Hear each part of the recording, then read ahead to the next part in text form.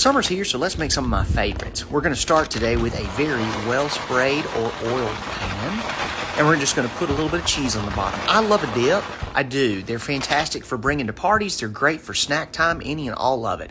So we're going to make my favorite buffalo chicken dip. We're going to put a few extra ingredients in there. First, we're going to go ahead and put in half a packet of cream cheese. That's going to be about 4 ounces. Going to put that right in the middle there, okay?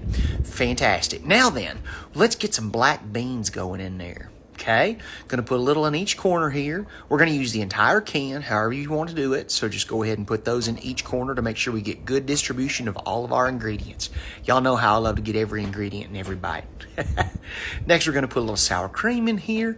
Just a little bit. Just put a little dollop in between each one of those little pyramids of black beans.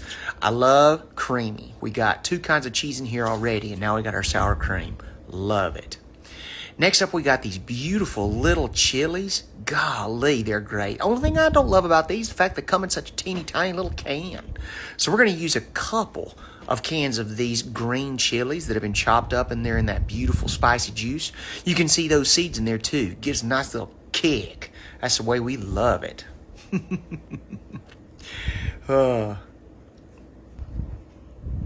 Now then, once we get all that done, you can do just a little bit of housekeeping, I guess, just to make sure that everything is good and even before we put this into the oven. Now, we've already got that preheated at 350 degrees. We're going to put it in there for about 15 minutes.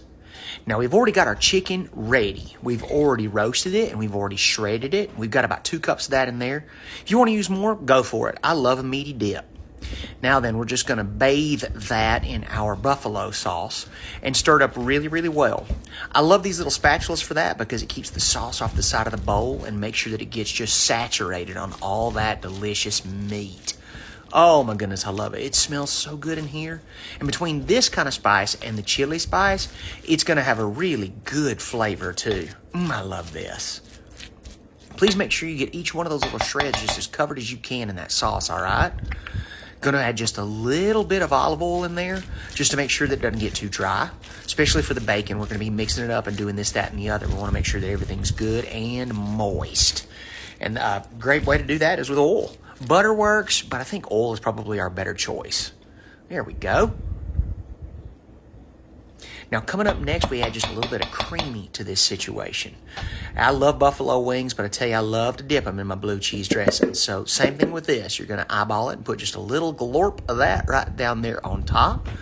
We want to make sure we get a good balance of flavor, and we don't want one flavor to outweigh the other one too heavily if we can avoid it. All right, now we're going to bring this back in here. Our cheese and our stuff are melted. We got just a little bit of bubble going, as you can tell. We're going to do just a little bit of pre-stir just to make sure you can see how soft and melty everything is. The sour cream, the cream cheese. It's just so nice. And God, it smells amazing. Oh, I love it. Hey, if you're handling this, please make sure you're wearing your mitts. I often forget. I get too excited or I get distracted by the smell of it or how hungry I am. And I do silly things like touching these hot pans without some kind of trivet or mitt or pot holder. Please don't do that. Now then, let's add that buffalo chicken in here. We've already got it well seasoned. We've got all of our ingredients really well mixed. We're just going to put that right down there on the top, okay?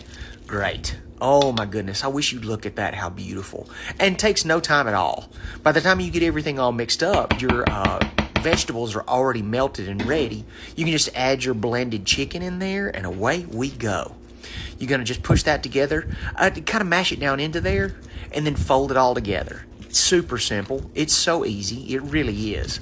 But just like we were doing with our buffalo sauce and our blue cheese, we want to make sure we can cover that chicken just as best we can with all this delicious, moist liquid. Oh my God, can't wait.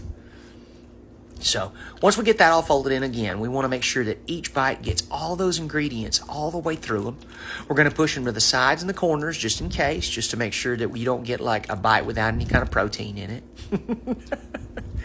And then we're going to pop that thing back in the oven. But now, before we do, we've got to have more cheese on this. So we're going to go ahead and sprinkle that Fiesta blend all over the top. Oh my goodness, it is so good. I can't wait for this to come out. Now that everything is all blended together, it's going to be in the oven for probably another 10 to 15 minutes, just until everything gets really good and melty, and then you'll be ready.